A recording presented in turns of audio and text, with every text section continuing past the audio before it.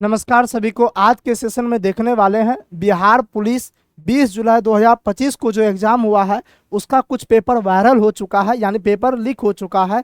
ठीक है, तो जो पेपर वायरल हुआ है उसका क्वेश्चन देखेंगे और क्वेश्चन के साथ साथ आंसर देखेंगे, डिस्कशन देखने वाले हैं। क्योंकि जिसका एग्जाम नहीं हुआ है उनके लिए बहुत ही इंपॉर्टेंट ये वीडियो होने वाला है, क्योंकि इसी आधार पे आगे भी एग्जाम होने वाला है। और जिसका एग्जाम हो चुका है, जिस जिस के डिस्ट्रिक्ट में ये वाला क्वेश्चन था, आप लोग अपना अपना आंसर मिला लीजिएगा। मैं अभी मुड़िया सर आप सभी का स्वागत करता हूं और इस सेशन की शुरुआत करता हूं। तो पहला क्वेश्चन क्या कहता है, देखिए क्वेश्चन नंबर जो 41 है, ये हिंदी का क्वेश्चन पूछा गया कि घनानंद का प्रमुख ग्रंथ का नाम बताना है आपको। ये क्वेश्चन बोल रहा है। हमने आपको कई दफा क्वेश्चन ये बात बताए थे कि आपसे ग्रंथ, रचना, पुस्तक हिंदी वाला आपको देख के जाना है और थोड़ा बहुत जो लूसेंट के बुक में उसको देख के जाएगा, वहां से क्वेश्चन पूछा जा रहा है। तो इसका राइट आंसर क्या हो जाएगा? इसका राइट आंसर हो जाएगा सुजान सागर। क्या हो जाएगा? सुजान सागर, ऑप्शन डी इसका राइट आंसर हो जाएगा। नेक्स्ट क्वेश्चन की ओर आगे बढ़ जाते हैं। नेक्स्ट क्वेश्चन कहता है क्या? कहता है कि निम्नलिखित में से कौन सा जो है संदेहात्मक वाक्य है, यानी कि अच्छा इस वाक्य का मतलब क्या हो गया कि मतलब संदेह होना चाहिए। ये वाक्य कैसी होना चाहिए? उस वाक्य में या तो केवल शब्द का इस टाइप से मतलब संदेह, आस है, संभवतः, लगता है, इस टाइप का जो है ना वर्ड यूज होना चाहिए। जैसे बोलते हैं ना कि लगता है आज बारिश होगी, मतलब एक संदेह है हमें। ठीक है, कैजी सर जी, इस टाइप का वाक्य पूछा गया। इसका उदाहरण क्या होगा? तो जैसा कि आप ऑप्शन को जब आप पढ़ने के लिए जाइएगा तो ऑप्शन में क्या लिखा हुआ है, ठीक है, हालांकि पीडीएफ उतना ज्यादा जो है ना क्लियर यहाँ पे बोर्ड पे नहीं दिख रहा है, जिसमें एक है एक गिलास पानी लाओ। तो आप बताइए एक गिलास पानी लाओ जो है ये संदेहात्मक थोड़े है, नहीं, ये आदेश दे रहा है, किसी को आदेश दे रहा है एक गिलास पानी लेके आओ, तो मतलब एक आदेश दे रहा है। तो मतलब पहला ऑप्शन होगा आपका सर, पहला ऑप्शन नहीं होने वाला, पहला ऑप्शन गलत हो जाएगा जी सर जी। अच्छा, उसके बाद जो दूसरा ऑप्शन को पढ़ते हैं, कहता लगता है मैंने इस व्यक्ति को जो है ना कहीं देखा है। क्या बोल रहा है? बोल रहा है कि लगता है मैंने इस व्यक्ति को कहीं देखा, मतलब एक संदेहात्मक लग रहा है कि कोई व्यक्ति को हमने देखा, मतलब एक संदेहात्मक वाक्य की चर्चा हो रही है। तो राइट आंसर इसका यही हो जाएगा, ऑप्शन बी इसका राइट आंसर हो जाएगा। अगर वहीं पे ऑप्शन सी को देखा जाए, कहता आपकी यात्रा मंगलमय हो, तो आपकी यात्रा मंगलमय एक हम शुभ चिंतक के तौर पे हम ये बात बता रहे हैं जी सर। एक क्वेश्चन था कि यह घर नहीं जाएगा, यह घर नहीं जाएगा, मतलब ये नकारात्मक वाक्य हो गया, ये संदेहात्मक नहीं हुआ। ठीक है, इसका राइट आंसर ऑप्शन बी हो जाएगा। नेक्स्ट क्वेश्चन देखते हैं। एक क्वेश्चन पूछा था कि निम्नलिखित में से जो है ना गुण संधि युक्त जो है ना कौन सा जो है गुण संधि युक्त शब्द का चयन करना, मतलब ऐसा कौन सा संधि है जिसमें गुण संधि लागू होता है। अच्छा, गुण संधि किसको बोलते हैं? और जो है ना ई के मिलन से ए बनता है, या फिर अ और उ के मिलन से ओ बनता है, तो उसको हम गुण संधि बोलते हैं। क्या जी सर जी? तो इसमें अगर आप देखने के लिए जाएगा एक एक ऑप्शन को, जैसे कि धनादेश है, धनादेश इसका नहीं होगा राइट आंसर। ठीक है, क्या जी सर जी, क्योंकि धनादेश धन प्लस आदेश यानी कि ओ प्लस ओ मिल रहा, घनानंद धन प्लस आनंद मिल रहा, यानी कि इसमें भी अगर देखने के लिए जाइएगा तो इसमें भी आप कहिएगा सर जी ये भी गुण संधि का उदाहरण नहीं है। ठीक है, तो इसका राइट आंसर क्या हो जाएगा? धर्मोपदेश, क्योंकि अगर आप धर्मोपदेश का अगर आप देखने के लिए जाइएगा तो धर्म प्लस उपदेश हो जाएगा। क्या हो जाएगा आपका सर? धर्म प्लस उपदेश हो जाएगा धर्मोपदेश का, यानी कि ओ प्लस यहाँ पे ओ होगा, यहाँ पे उ मिला, यानी कि गुण संधि का उदाहरण है। ऑप्शन सी इसका राइट आंसर हो जाएगा। नेक्स्ट क्वेश्चन की ओर आगे बढ़ जाते हैं। नेक्स्ट क्वेश्चन क्या कहता है? देखिए एक क्वेश्चन था आपका इंग्लिश से, शायद ये क्वेश्चन है। ठीक है, एक बार देख लेते हैं। हाँ, इंग्लिश से ये क्वेश्चन है। इंग्लिश में क्वेश्चन क्या बोल रहा है? बोल रहा है कि change the following the superlative degree, यानी कि आपको सुपरलेटिव डिग्री को जो है ना इसमें चेंज करना है। आपको ये वाक्य दिया गया, इस वाक्य को सुपरलेटिव डिग्री में चेंज करना। देखिए डिग्री तीन प्रकार का होता है, नहीं आप पढ़े होंगे, एक आप पढ़े होंगे गुड, बेटर, बेस्ट, यानी कि गुड क्या हो गया?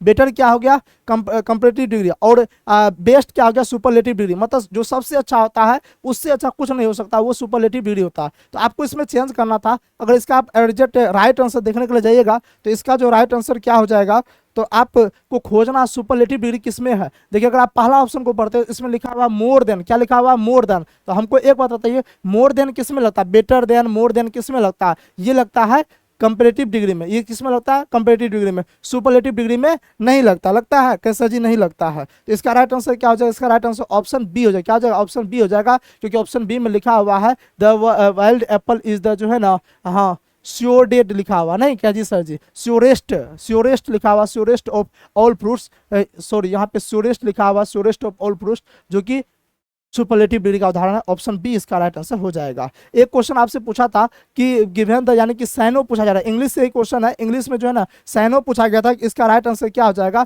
तो ग्रिट था, ग्रिट का मतलब था साहस दिखाना, यानी कैरेज हो जाएगा, ऑप्शन सी राइट आंसर हो जाएगा। एक क्वेश्चन आपसे पूछा गया था, मतलब सैनो एंटो से क्वेश्चन आ रहा है, इतना बात जान लीजिए। एक क्वेश्चन पूछा गया भारत में हरित क्रांति कब हुई थी। देखिए भारत में जो हरित क्रांति हुआ था वो 1966-67 के दशक में हुआ था, ठीक है। कल भी हमने एक एनालिसिस करवाया था, जो कि एकदम से जो स्टूडेंट के द्वारा जो क्वेश्चन आया था उस आधार पर एनालिसिस करवाए थे। तो कई सारे स्टूडेंट बोले कि सर ये क्वेश्चन गलत है सर जी, ये फेक है सर जी। तो पहले बात जान लीजिए कि सभी अलग अलग डिस्ट्रिक्ट में अलग अलग क्वेश्चन आता है, कुछ डिस्ट्रिक्ट का मैच रहता है और कुछ डिस्ट्रिक्ट का अलग अलग क्वेश्चन आता है, ठीक है।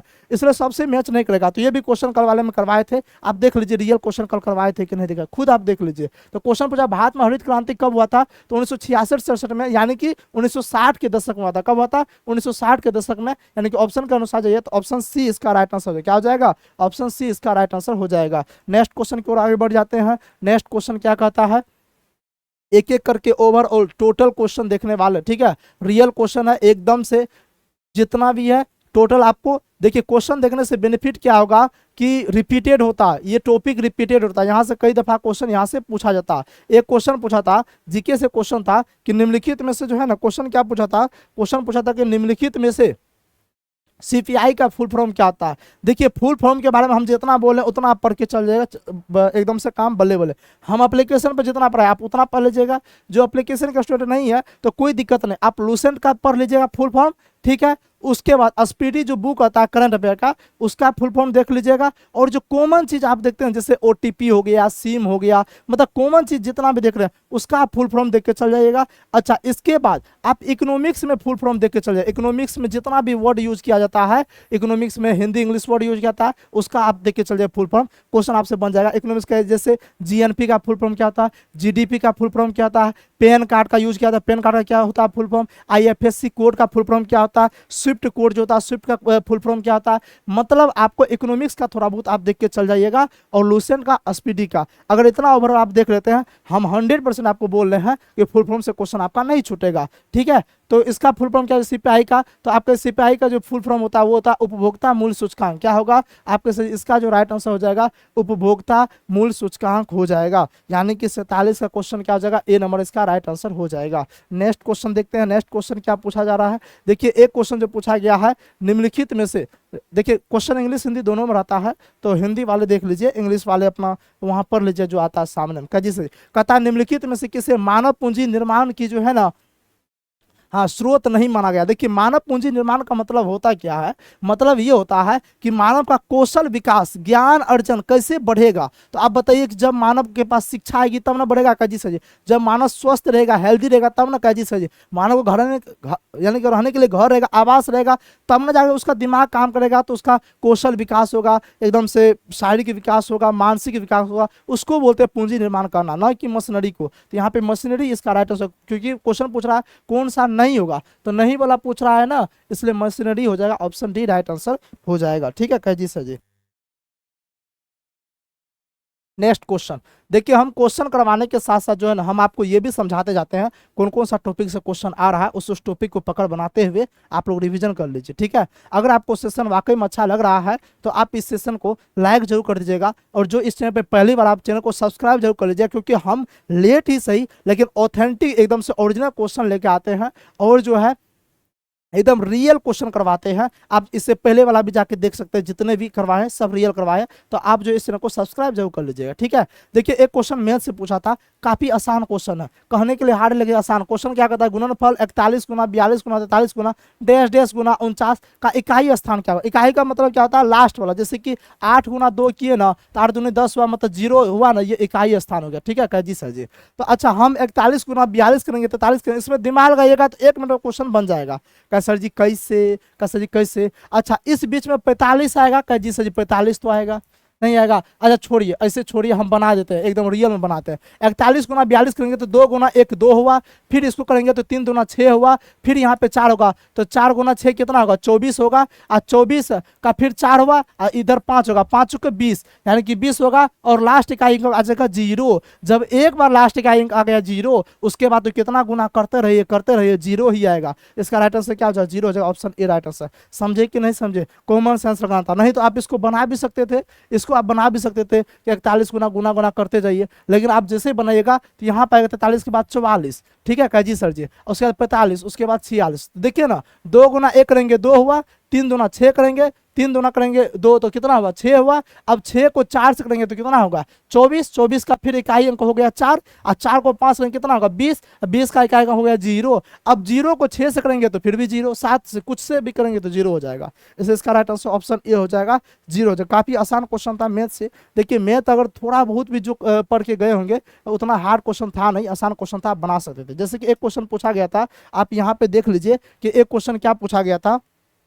देखिए ये टिक लगा हुआ को आप राइट नहीं मानिए, क्योंकि ये जो भी स्टूडेंट का क्वेश्चन होगा वो अपने अनुसार इसको टिक लगा है, जो हम आंसर बता रहे हैं वही इसका राइट आंसर होगा। क्वेश्चन पूछ रहा है, एक आदमी ने 15 रुपया में जो है 8 की दर से संतरे खरीदा। मतलब आप सिंपल सी बात लीजिए ना कि सीपी बराबर ये बात पूछा कि 15 रुपया में 8, तो यानी कि एक संतरा का दाम निकल गया सीपी का जी सर। अच्छा एसपी के बराबर आते हैं, एसपी बराबर क्या होगा, तो आप यहाँ पे जब पढ़ने के लिए जाइएगा तो क्या कहता है, उन्हें 9 रुपया की दर से, यानी कि 9 रुपया के 6 की दर से बेच दिया। मतलब यानी कि ऐसे समझिए कि 9 रुपया में जो है 6 को संतरा बेच दिया, ऐसे समझिए। तो एसपी ये हो गया का जी सर बिल्कुल हो गया। अब देखिए अगर हम ऐसे निकालना चाहते तो ऐसे भी निकाल सकते हैं, नहीं तो हम दोनों का एलसीएम लेते हैं, 8 और 6 का एलसीएम लेंगे 24 आएगा। दोनों को अगर 24 से गुना करते हैं तो 8 तिया कितना हो गया, और यहाँ पे 24 से गुना करेंगे तो चौके, तो यानी कि एसपी क्या हो गया 9 चौके 36 हो गया, और सीपी की बात करेंगे तो 45 हो गया। अब आप ही बताइए कि कोई आदमी 45 रुपया में संतरा खरीदा है और बेचा है 36 रुपया में, उसको लॉस होगा कि हानि होगा, कहीं जैसे हानि होगा। अच्छा कितना हानि होगा, तो आप इसमें से माइनस कर दीजिए, मेरे ख्याल से 9 हो जाएगा, नहीं कह जी जी, तो यानी कि 9 हो गया हानि। अच्छा अब उसके बाद परसेंट में पूछ रहा है, तो लॉस परसेंट बराबर क्या होता है आपके से हानि गुना 100, अब बटे कितना होता है आपका सर जी, बटे होता है सीपी, क्या होता है क्राइमूल होता है कह जी सर जी। तो सीपी कितना, सीपी है 45, सीपी कितना है आपके सर सीपी है 45, तो यानी कि 9 पचे 5 हो गया, इससे काटेंगे 20 हो गया, मतलब 20% का लॉस हो जाएगा। क्या हो जाएगा आपके सर जी 20% का लॉस हो जाएगा। तो अब आप खुद बताइए इसका राइट आंसर क्या हो जाएगा, तो आपके सर जी इसका राइट आंसर हो जाएगा क्या ऑप्शन ए, ऑप्शन ए इसका राइट आंसर हो जाएगा, बी हो जाएगा। अब जो भी था देखिए, जो पेपर वायरल किया आपको लग रहा है कि पढ़ने वाला स्टूडेंट का, पढ़ने वाला तो स्टूडेंट होगा नहीं, तो इसलिए जो है ना ये गलत आंसर दिया, नहीं क्या जी सर जी, तो 20% हो जाएगा, ऑप्शन ए इसका राइट आंसर हो जाएगा। चलिए नेक्स्ट क्वेश्चन की ओर आगे देख लेते हैं, नेक्स्ट क्वेश्चन क्या कहता है, ठीक है। हाँ नेक्स्ट क्वेश्चन क्या कहता है, चलिए इसको हम देख लेते हैं। ये तो हो गया कितना 50 नंबर हो गया, कजी से 50 नंबर हो गया। अब आ जाते हैं 51 नंबर, थोड़ा सा हम देख लेते हैं। हाँ यहाँ पे हम लोग 51 नंबर को देख लेते हैं। देखिए क्वेश्चन यहाँ पे पूछा गया, मैथ से ही क्वेश्चन 51 नंबर क्वेश्चन है, पूछा गया समानांतर श्रेणी जो है 10 6 2 ऐसे करके प्रथम श्रेणी यानी कि 16 का पद का योग पूछा गया, ठीक है कह जी सर जी। इसमें हम आपको बताए थे कि समानांतर श्रेणी बनाना बहुत ही जरूरी है। समानांतर श्रेणी यानी कि एपी से, जो 10th का एपी है वहां से क्वेश्चन पूछता है। आप इसको जब सोल्व करने के लिए जाइएगा, इसमें कुछ नहीं करना होता, डी का आप एस एन बराबर फॉर्मूला अगर आपको याद है तो एस एन बराबर फॉर्मूला याद है तो एकदम से आप निकाल लीजिए, ठीक है। आप इतना बात जान लीजिए मैथ में कि एपी से आएगा और उसके बाद क्राइमूल विक्रयमूल यानी कि जो सीपी वगैरह सब है, प्रॉफिट एंड लॉस है, वहां से क्वेश्चन देखने को मिलेगा। इसके बाद जो फॉर्मूला वगैरह होता है जो कि मेंसुरेशन क्षेत्रमिति, वहां से क्वेश्चन आपको देखने को मिल जाएगा। ये सब टॉपिक ऐसा है, एलसीएम हो गया, ये सब टॉपिक ऐसा है मैथ में क्वेश्चन हर एक बार 16 जुलाई को भी सब शिफ्ट में यहाँ से क्वेश्चन देखने को मिला था, 20 जुलाई को भी यहाँ से देखने को मिला था। तो आप ये सब चैप्टर को थोड़ा सा पढ़ के चल जाइएगा तो हम यकीनन बोलते हैं आप क्वेश्चन बना के आ जाएगा। जब आप इसको सोल्व कीजिए एस एन बराबर, तो इसका राइट आंसर आएगा -320 क्या आ जाएगा, -320 आ जाएगा, ऑप्शन बी राइट आंसर आ जाएगा। आप इसको सोल्व कर लीजिएगा, जैसे कि डी निकालना हो ना तो डी क्या होता है अंतर होता है, जैसे अंतर होता तो यानी कि 6 में से 10 निकालें तो -4 हो जाएगा, -4 अंतर हो जाएगा जी सर जी। उसके बाद ए का वैल्यू दिया हुआ है, यानी उसके बाद बैठा लीजिएगा एस एन पे फॉर्मूला बैठाइएगा, आपका आंसर जो आएगा -320 आएगा। चलिए नेक्स्ट क्वेश्चन की ओर आगे बढ़ जाते हैं। एक क्वेश्चन देखिए, ये भी देखिए, आप हम क्या बोल रहे थे कि फॉर्मूला बेस्ड क्वेश्चन पूछेगा ही पूछेगा, यानी कि मेंसुरेशन से क्वेश्चन पूछेगा ही पूछेगा। यहाँ पे क्वेश्चन क्वेश्चन क्या था, क्वेश्चन ये बात बोल रहा है कि एक जो है ना समलंब चतुर्भुज की समांतर भुजा दिया गया, जैसे कि 10 मीटर और 12 मीटर दिया और इसकी ऊंचाई 6 मीटर दिया, इसका क्षेत्रफल क्या होगा, ये बात आपसे पूछा जा रहा है। अगर हम इसकी क्षेत्रफल की बातचीत करेंगे ना,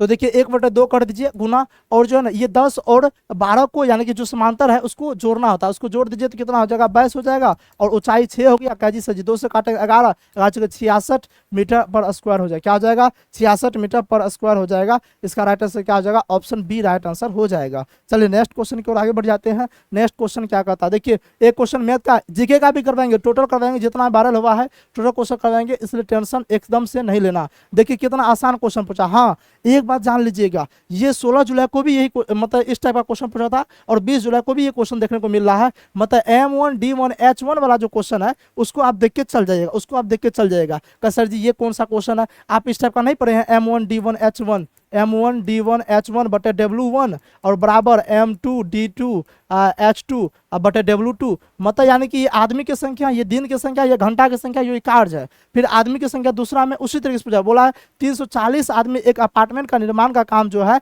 25 दिन में करता है। तो 300 कितना बोला है, 340 आदमी, तो M1 यहाँ पे है तो 340 दे दिए, ठीक है। 25 दिन, D1 का मतलब क्या है 25 दिन बोला, ठीक है। H1 कुछ नहीं है तो H1 नहीं दिए, कोई दिक्कत वाली बात नहीं है, ठीक है काजी सर जी। उसके बाद W1 कुछ नहीं है तो W1, अच्छा H1 नहीं है तो H1 के H1 दे दिए, हटाइए ना, H1 जब है ही नहीं तो क्या देंगे, ठीक है। और W1 भी कुछ नहीं है तो W1 भी कुछ भी नहीं देंगे काजी सर जी। अच्छा उसके बाद बराबर कर दिए।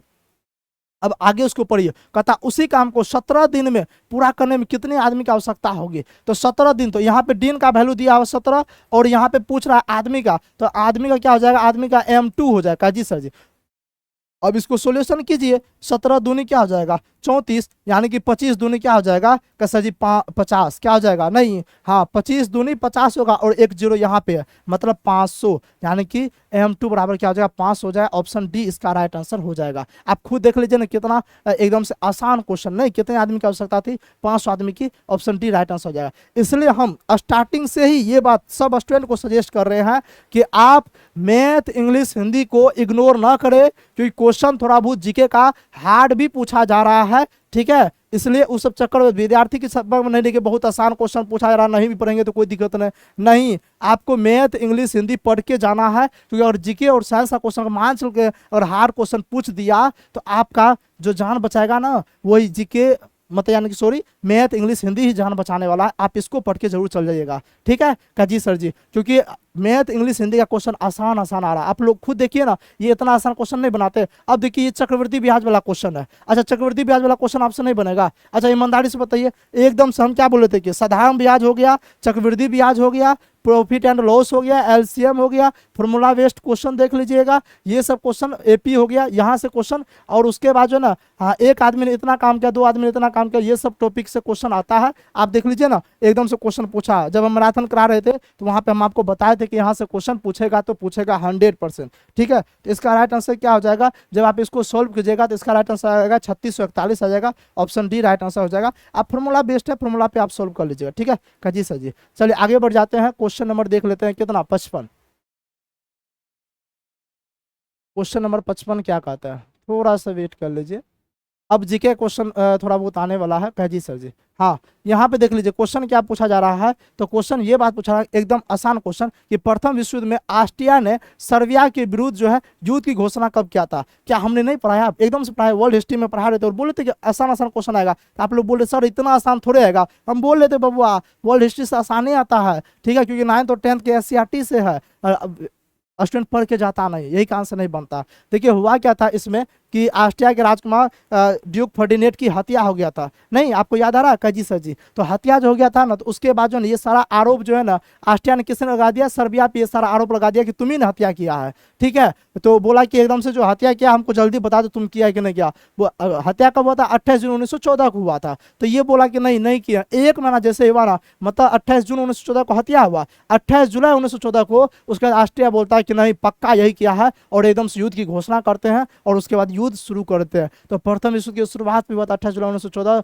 ईस्वी को हुआ था, और प्रथम विश्व 1914 से लेकर 1918 ईस्वी तक चला था, मतलब 4 साल तक प्रथम विश्व युद्ध चला था। आप इसको भी देख लीजिएगा। इसका राइट आंसर मेरे ख्याल से ऑप्शन बी होना चाहिए। क्या होना चाहिए? ऑप्शन बी इसका राइट आंसर होना चाहिए। ठीक है कजी सर जी। नेक्स्ट क्वेश्चन देखिए, युद्ध शुरू हुआ था इसी दिन से। ठीक है कजी सर जी। एक क्वेश्चन पूछा था, देखिए कितना आसान क्वेश्चन है। आपको कई दफा हम जब ज्योग्राफी पढ़ा रहे थे, प्रैक्टिस सेट करवाए थे, वहां भी हम ये बात बताते कि केरल की सबसे लंबी नदी पेरियार नदी है। कौन सा? पेरियार नदी है। ठीक है, और वही पूछा केरल की जो सबसे लंबी नदी है जो कि अन्नामुलाई से उद्गमित होता है, मतलब उसका उद्गम स्थल अन्नामुलाई है, तो वो कौन सा नदी है? पेरियार नदी। कौन सा? पेरियार नदी हो जाएगा, ऑप्शन बी राइट आंसर। और देखिए ना, ऑप्शन पेरियार, पेलियार, पेनानी, मेनानी, छनानी, मतलब इस टाइप का ऑप्शन दे रहा है, तो तभी आपका दिमाग काम कर जाना लगता है यही वाला में से कुछ होने वाला है। तो आप तो पेलियार मेलियार पढ़ के गए नहीं है, आप पेरियार पढ़े होंगे, इसको आप तुक्का भी लगा देते तो आप सही करके आ जाते। ऑप्शन बी राइट आंसर हो जाएगा, ये नहीं होगा। ठीक है कैजी से जी, क्या हो जाएगा? पेरियार नदी हो जाएगा, केरल की सबसे लंबी नदी। ठीक है कैजी से पूछा, भारत की सबसे लंबी नदी कौन सा आ जाएगा? तो वेवनाड नदी। कौन सा आ जाएगा आपका सर जी? वेवनाड, वेवनाड नदी। ठीक है, देख लीजिएगा, वेवनाड नदी। अच्छा, वेवनाड नदी भारत की सबसे लंबी नदी है, और ये भी केरल में है। ये भी कहाँ पे? ये भी केरल में है, इसको भी देख लीजिएगा। ठीक है काजी सर जी। चलिए देखिए, नदी वाला पढ़ के जाना है, कई बार बता चुके हैं, कई बार पढ़ा चुके हैं, प्रैक्टिस सेट में कराए थे। और झील पढ़ के जाना, हम बोल लेते कि झील फेवरेट टॉपिक है बिहार पुलिस का। देखिए पूछा कि नहीं पूछा, और कितना आसान क्वेश्चन पूछा है कि भारत की मीठे पानी की सबसे प्राकृतिक झील कौन है? तो उलर झील। कितने बार बताए थे? कौन सा? उलर झील है मीठे पानी की झील। और डल झील, ये भी जम्मू कश्मीर में है। ये सब आपको देख के जाना। लोकटक झील कहाँ पे? मणिपुर में है, जहाँ पे एक तैरता हुआ राष्ट्रीय उद्यान भी है, आप इसको भी देख के चल जाइएगा। झील को आपको देख के जाना ही जाना, चाहे वो भारत का, विश्व का, कहीं का रहे, झील देख के जाना, चाहे बिहार का रहे, वहां से क्वेश्चन पूछता है। ये फेवरेट है बिहार पुलिस का, हर एक साल पूछता है, नया बात नहीं है। एक क्वेश्चन क्या पूछा था कि बताइए, ये क्वेश्चन देखिए रिपीट हुआ, 16 जुलाई को भी यही क्वेश्चन पूछा था, और उसके बाद जो है 20 जुलाई को भी देखिए यही क्वेश्चन पूछा है। मतलब क्वेश्चन रिपीट हुआ, एनालिसिस से यही बेनिफिट होता है। क्वेश्चन क्या पूछा? क्वेश्चन ये पूछा, देश जो है भारत में सबसे बड़े क्षेत्र में फैला हुआ है, तो यानी कि कौन सा वन सबसे बड़े क्षेत्र में फैला हुआ है? देखिए ऐसे तो फैला हुआ है, अगर मानसूनी, इससे पहले वाला ऑप्शन में था कि मानसूनी पर्णपाती, तो वो होता, लेकिन इसके ऑप्शन कौन सा देखने जाइए तो उष्णकटिबंधीय पर्णपाती वन हो जाएगा, ऑप्शन बी हो जाएगा। क्वेश्चन यहाँ से ये पूछेगा, मैंग्रोव वन सबसे अधिक कहाँ पे पाया गया है? सुंदरवन। मैंग्रोव वन सबसे अधिक कहाँ पे पाया जाता है? सुंदरवन पश्चिम बंगाल में। और उसके बाद जो है कहाँ पे पाया जाता है? इसके बाद अंडमान निकोबार द्वीप समूह में पाया गया। ठीक है कैजी सर जी, अंडमान निकोबार को वनस्पतियों का जो है ना घर कहा जाता है, इस बात को भी एकदम से याद रख लीजिएगा। तो यहाँ पे टोटल कितना क्वेश्चन कर लिए? 58 क्वेश्चन। चलिए नेक्स्ट देख लेते हैं, नेक्स्ट क्वेश्चन देख लेते हैं। ठीक है काजी सर जी, क्वेश्चन नंबर 59 देख लेते हैं यहाँ पे। ठीक है काजी सर जी, इसको जूम करते ताकि आपको दिख जाए। चलिए दिख रहा है काजी सर जी? हाँ, क्वेश्चन थोड़ा सा टेढ़ा मेढ़ा हो गया, कोई दिक्कत नहीं है, एकदम रियल टाइप का तो क्वेश्चन वो खींचेगा नहीं, एकदम से थोड़ा सा फास्ट में तो होगा इस टाइप का। पूछा, निम्न में से कौन सी जो है ना फसल शुष्क भूमि यानी कि ड्राईलैंड कृषि के जो है ना तहत नहीं उगाई जाती है, मतलब शुष्क भूमि में नहीं उगाई जा रही है, ये पूछ रहा है। ठीक है, नहीं उगाई जा रही है, तो आप ही बताइए, मतलब ऐसा कौन सा फसल है जिसमें पानी की मात्रा काफी ज्यादा है? दलहन। देखिए दाल जितना भी उगाते हैं उसके लिए पानी ज्यादा नहीं लगता, शुष्क यानी कि बलुआ वाला मिट्टी पे थोड़ा उगता है। ज्वार हो गया, मूंगफली हो गया, इसमें पानी ज्यादा नहीं चाहिए। लेकिन जब आप गन्ना उपजाते हैं, गन्ना में पानी चाहिए बढ़िया तरीके से, तो इसलिए इसका राइट आंसर गन्ना हो जाएगा। क्या हो जाएगा? गन्ना हो जाएगा, option D right answer. Next question देखते हैं। एक क्वेश्चन क्या पूछा था? ये क्वेश्चन पूछा था क्या कि भारत में जो आम्र वर्षा है डैश ऋतु से संबंधित है। आप याद कीजिए, पढ़ाने के दौरान हम आपको बताए थे कि आम्र का मतलब आम गिरना नहीं होता है। आम्र वर्षा का मतलब ये नहीं होता है कि सर जी आम गिर रहा है वर्षा में, नहीं, मतलब आम के महीने में वर्षा होता है, उसको बोलते हैं आम्र वर्षा। आम के महीने में जब मंजर आता है ना, उस टाइम में वर्षा होता है, उसको बोलते हैं आम्र वर्षा। आप याद कीजिए, जब आपके गाँव में जो आंधी तूफान आता है एकदम से, तो उसमें क्या होता है? मंजर झड़ जाता है, तो लोग बोलते हैं कि आंधी तूफान आया, मेरे में बहुत ज्यादा मंजर आया था एकदम से आम के पेड़ में, अब सब झड़ गया, अब आम क्या होगा? कुछ नहीं। आप याद कीजिए, जब टिकला बिछने के लिए जाते हैं तो वही वाला वर्षा, आम्र वर्षा। तो आम्र वर्षा कब होता है? ग्रीष्म ऋतु में। कब होता है? ग्रीष्म ऋतु में, पहली पहली जो वर्षा होती है, और उस वर्षा में नहाना नहीं चाहिए। ये सब कहानी बताए थे, याद आ रहा है कुछ क्लास में? देखिए पूछा हुआ क्वेश्चन, रियल क्वेश्चन और प्रूफ के साथ बोलने, सब क्वेश्चन आया। ठीक है, जितना पढ़ाए सब क्वेश्चन आया। ठीक है, बोलिएगा तो एक क्लास में पूरे प्रूफ दिखा देंगे। ठीक है, हाँ, हालांकि स्टूडेंट जो हमारे होंगे उनको मालूम होगा, सब पढ़ाए हुए हैं। तो भारत में आम्र वर्षा किस ऋतु से संबंधित है? ग्रीष्म ऋतु से, ऑप्शन बी राइट आंसर हो जाएगा। ये नहीं होगा, ठीक है, ये नहीं होगा। ठीक है कहिए सर जी। अच्छा एक बात जान लीजिएगा, क्वेश्चन पूछेगा मानसून की वापसी या लौटते मानसून के समय में कहाँ पे वर्षा होती है? ठंडी के महीने में, तो तमिलनाडु राज्य में वर्षा होती है। कहिए सर जी। अच्छा एक क्वेश्चन और क्या पूछेगा जानते हैं कि अच्छा तमिलनाडु में तो होता है। उसके बाद पूछा ठंडी होने में कहाँ पे होता है, पश्चिमी विक्षोभ के कारण, तो राजस्थान सब में हो गया, जम्मू कश्मीर पश्चिमी विक्षोभ के कारण ठंडी महीने में होता है। और लौटते मानसून के कारण कहाँ पे होता है, हाँ कजी सजी, ये सब एकदम से देख के जाइए, यहाँ से क्वेश्चन पूछेगा। अच्छा एक क्वेश्चन था कि निम्नलिखित में कौन सा मोटा अनाज नहीं है, ये भी ज्योग्राफी में क्वेश्चन करवा दे। ज्योग्राफी का तो मेरा जितना भी पढ़ा है ना, एक भी क्वेश्चन ज्योग्राफी का नहीं छूटा है, ज्योग्राफी का टोटल क्वेश्चन लड़ गया है। कुछ क्वेश्चन पॉलिटी का एक क्वेश्चन दो क्वेश्चन छूटा है, और हिस्ट्री का एक दो क्वेश्चन छूटा है। ज्योग्राफी का टोटली क्वेश्चन लड़ गया है, ठीक है। आपके एग्जाम में पूछ रहा है कि निम्नलिखित में कौन सा मोटा अनाज नहीं है, तो हम आपको बताते कि मोटा अनाज के कल भी ये क्वेश्चन कराए थे, जो स्टूडेंट वो याद था वो लिख के भेजे थे। मोटा अनाज में बताते हैं कि मोटा अनाज के अंतर्गत आएगा मक्का आ जाएगा, ज्वार आ जाएगा, बाजरा आ जाएगा, रागी किसको बोलते हैं, रागी आ जाएगा, मतलब मरवा समझ में आ रहा है, मरवा, मरवा की रोटी पहले के जमाने में खाते थे, उसी को बोलते हैं, ये सब मोटा अनाज के अंतर्गत आएगा। चावल मोटा अनाज नहीं, चावल गेहूं ये सब मोटा अनाज नहीं है, ऑप्शन ए राइट आंसर हो जाएगा, ठीक है। अच्छा एक बात हम लिख के देते, ये आंसर नहीं हुआ, अरे पढ़ने वाला विद्यार्थी रहता तब ना इसका क्वेश्चन सही रहता, सब बकलवा गलत टिक लगाया, इसलिए तो पेपर वायरल किया है, ठीक है कैजी सर जी। अच्छा एक बात जान लीजिए कि 100% लिख के देते हैं, अभी तक क्वेश्चन नहीं पूछा, आगे लेकिन क्वेश्चन पूछेगा निम्नलिखित कौन सा रबी फसल है, खरीफ फसल है, जायद फसल। तो रबी का एक उदाहरण याद रख लीजिए, गेहूं, कौन सा गेहूं। अब आप अपना दिमाग लगाइएगा कि गेहूं कब उपजाया जाता है, कब बोया जाता है, कब एकदम से काटा जाता है, ठंडी महीना में बोया जाएगा, गर्मी में काटा जाएगा जी सर जी। एक खरीफ, खरीफ का एक उदाहरण याद रख लीजिए, चावल, कौन सा, चावल। अब याद कर लीजिए चावल कब बोया कैसा जी, वर्षा के महीना में, अभी के टाइम में एकदम से चावल बोया जाएगा, मतलब धान बोया जाएगा, और काटा कब जाएगा, दुर्गा पूजा के टाइम में काटा जाएगा जी सर। एक होता है जायद, ठीक है कजी सर जी। जायद कौन सा फसल हो जाएगा, मतलब रबी और खरीफ के बीच में, जो भयंकर गर्मी के बीच में, जैसे खीरा, ककड़ी, खरबूजा, तरबूज, ये सब जो उपजाया जा रहा था बीच में, ये हो गया जायद फसल। याद करने का ट्रिक बताते हैं, देखिए रबी वर्ड छोटा है तो गेहूं वर्ड भी छोटा है, तो रबी को गेहूं से तुलना करके याद कर लीजिए। चावल वर्ड बड़ा है तो चावल वर्ड बड़ा है तो खरीफ वर्ड भी बड़ा है, चावल का खरीफ से याद कर लीजिए। एक उदाहरण याद हो जाएगा, बाद में सब आप टिक लगा लीजिएगा। अब आपसे पूछ देगा, कुछ भी क्वेश्चन उठा के पूछ देगा, कपास बताइए कौन सा फसल है, तो कपास खरीफ फसल, ये आपसे क्वेश्चन पूछेगा 100%। और कपास के लिए काली मिट्टी जरूरी होता है, ठीक है। हाँ एक बात और, ज्योग्राफी जितना पढ़ा है उतना पढ़ के चल जाइएगा, ठीक है।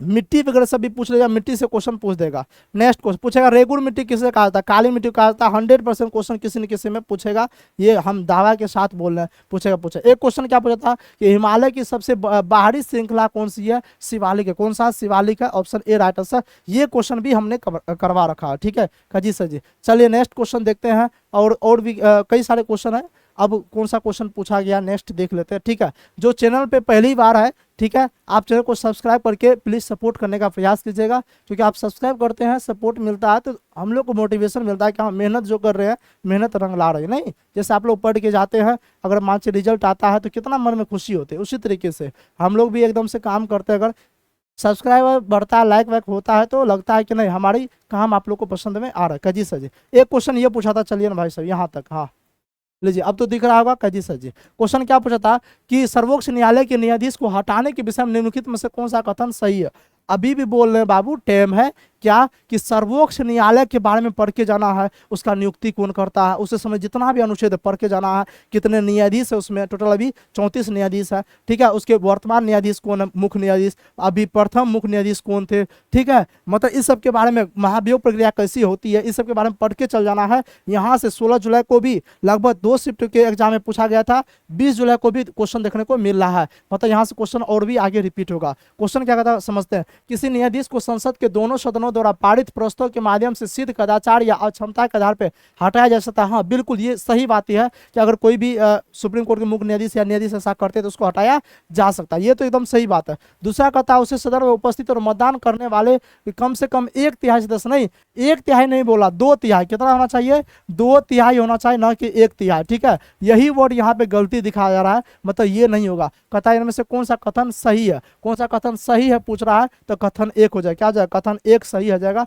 ऑप्शन ए राइट आंसर हो जाएगा, क्योंकि 2/3 का मतदान होना चाहिए। अब याद करना ट्रिक बताते हैं, जिस तरीके से राष्ट्रपति को हटाया जाता है महाभियोग प्रक्रिया लगा करके, उसी वही महाभियोग प्रक्रिया लगा के तो सुप्रीम कोर्ट के जो है न्यायाधीश को हटाया जाता है, तो ऑप्शन ए इसका राइट आंसर हो जाएगा। नेक्स्ट क्वेश्चन क्या कहता है, एक क्वेश्चन कहता है, क्वेश्चन नंबर 14 को आप पढ़ते हैं तो क्वेश्चन नंबर 64 को आप पढ़ते हैं तो क्या कहता है, क्वेश्चन नंबर 64 कहता है केंद्र को जितना संभव हो सके ठीक है, उतना मजबूत बनाया जाना चाहिए। ये कथन किसने कहा था, यानी कि ये बात संविधान सभा के समक्ष किसने रखा था, तो किसने रखा था, तो आपके सर जी गोपाल स्वामी अयंगर ने रखा था। किसने रखा था, गोपाल स्वामी अयंगर ने। यानी कि मेरे ख्याल से इसका जो राइट आंसर हो जाएगा ऑप्शन बी राइट आंसर हो जाएगा। क्या हो जाएगा आपके सर जी, ऑप्शन बी राइट आंसर हो जाएगा। ठीक है, एन गोपाल स्वामी अयंगर हो जाएगा। चलिए नेक्स्ट क्वेश्चन की ओर देख लेते हैं। क्वेश्चन नंबर 65 देख लेते हैं। देखिए बहुत ही आसान सवाल पूछा गया था। पूछा था कि महात्मा गांधी जो नई श्रृंखला नवंबर 2016 के तहत भारत में जारी बैंक नोट के मूल वर्ग के संबंध में कौन सा विकल्प सही है। मतलब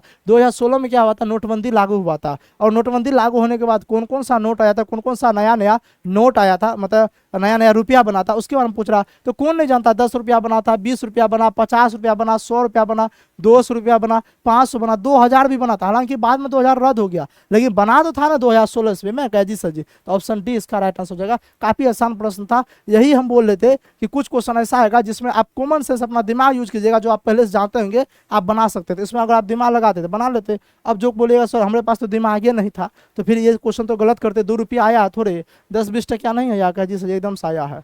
ठीक है, ऑप्शन के अनुसार भी छांट लेते हैं। एक क्वेश्चन क्या पूछा था कि वैश्विक उष्मीकरण यानी ग्लोबल वार्मिंग के लिए मुख्य रूप से कौन सी गैस उत्तरदायी है। देखिए ऑप्शन के अनुसार कार्बन डाइऑक्साइड हो, क्या हो जाएगा, कार्बन डाइऑक्साइड हो जाएगा। ऑप्शन सी राइट आंसर हो जाएगा। ठीक है, और लिख के देते हैं। एक क्वेश्चन पूछेगा ओजोन जो है किस मंडल में होता है। वायुमंडल के कई सारे मंडल है, तो ओजोन जो है किस मंडल में पाया जाता है। और ओजोन परत से संबंधित क्वेश्चन पूछेगा ही पूछेगा, या तो अम्लीय वर्षा से क्वेश्चन पूछेगा। आप इस वाले टॉपिक को देख के जाइएगा, 100% वहां से रिपीट होगा। ठीक है कैजी सर जी। एक क्वेश्चन पूछा था क्या कि सूर्य की पृथ्वी से अनुमानित दूरी कितनी है लगभग। ठीक है, अब इसका राइट आंसर क्या हो जाए आप लोग बताइएगा। सूर्य की अनुमानित दूरी, ऐसे जो सूर्य की रोशनी को जो है यहाँ पहुंचने में 8 मिनट लगता है। कितना, 8 मिनट का समय लगता है। अगर उस अनुसार देखा जाए तो 8 प्रकाश मिनट हो जाएगा। ऑप्शन बी राइट आंसर हो जाएगा। ठीक है काजी सर जी। नेक्स्ट क्वेश्चन को और देख लेते हैं। नेक्स्ट क्वेश्चन क्या कहता है, कहता है राष्ट्रीय हरित प्राधिकरण। वो भी क्वेश्चन पढ़ाए थे, ये भी पढ़ाए हैं कि क्वेश्चन क्या कहता है, राष्ट्रीय हरित प्राधिकरण किस वर्ष में स्थापित किया गया था। 2010 ईस्वी में स्थापित किया था। ऑप्शन ए राइट आंसर हो जाएगा।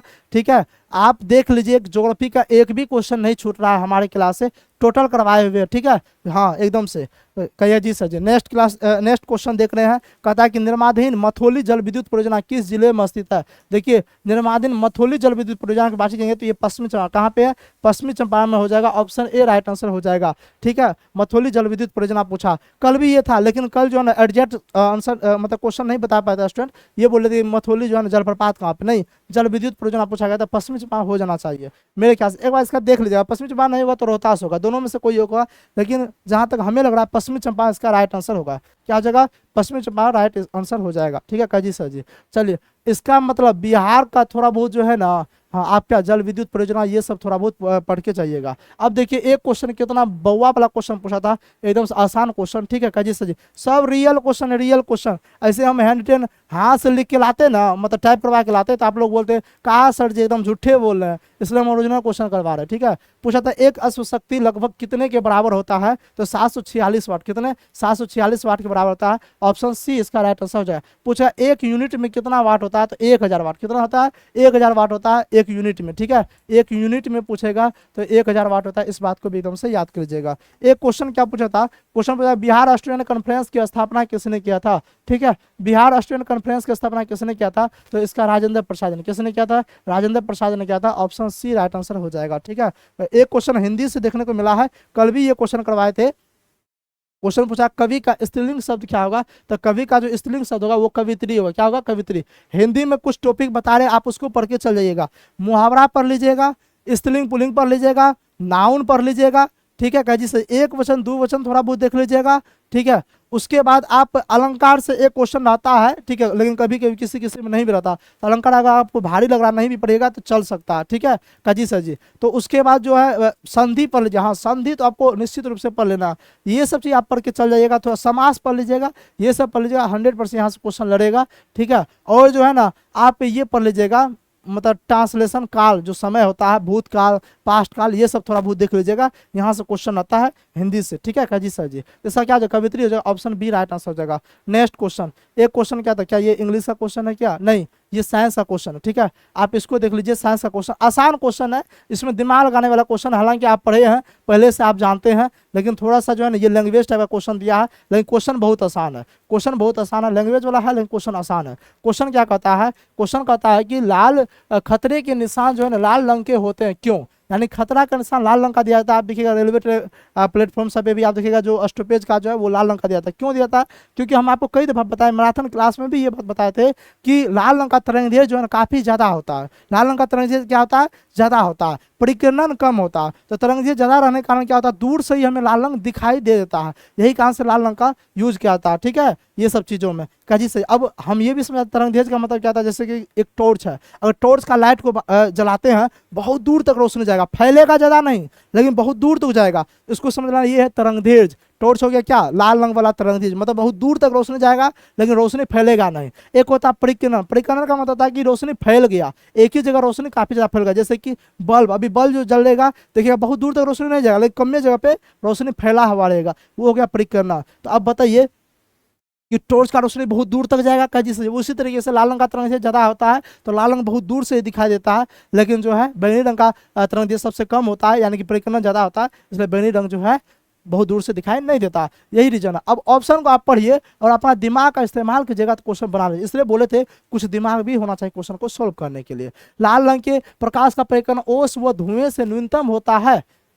हाँ, परिकीर्णन तो एकदम से न्यूनतम होता है। परिकीर्णन क्या होता है, परिकीर्णन न्यूनतम होता है, तरंगदैर्घ्य ज्यादा होता है, जिससे दूरस्थ स्थान से उसी रंग का दिखाई दे सकता है, बिल्कुल सही है, यही इसका आपका क्या हो जाएगा, यही आपका राइट आंसर हो जाएगा, क्या हो जाएगा आपका सही, यही इसका राइट आंसर हो जाएगा, यानी कि ऑप्शन ए हो जाएगा। परिकीर्णन का मतलब समझ में आ गया क्या, जैसे परिकीर्णन न्यूनतम होता है तो स्वाभाविक सी बात है तरंगदैर्घ्य ज्यादा होगा। परिकीर्णन क्या होता है, एक ही जगह पे ज्यादा फैल जाना। परिकीर्णन सबसे अधिक किसका आता है, बैंगनी रंग का। ये था साइंस का क्वेश्चन। अब बताइए, फालतू का एकदम से इतना कहानी दिया था, ठीक है, अगर आप बढ़िया से पढ़ के गएंगे तो आप एग्जाम में पहला ही ऑप्शन पढ़ते, आप छांट लेते और ऑप्शन ए ठीक लगाते, इसको पढ़ने का जरूरत नहीं था। अब जो बढ़िया से नहीं पढ़ के गया था वो क्या करेगा, चारों ऑप्शन को पढ़ा होगा, टाइम वेस्ट किया होगा, उसके बाद बोला सर टाइम ही नहीं बचा था, नहीं, हाँ जी सर जी। तो जितना क्वेश्चन वायरल हुआ था, जितना पेपर जो है लीक हुआ था, मतलब 20 जुलाई को, हालांकि देखिए ये अपने आप में गलत वाली बात है कि पेपर लीक हो रहा है और इस पर सुनवाई जानबूझ के नहीं लिया जा रहा है, क्योंकि जैसे ही सरकार ये मान लेगी कि पेपर लीक हुआ है वास्तविक तौर पे, तो उसकी मतलब इलेक्शन है ना,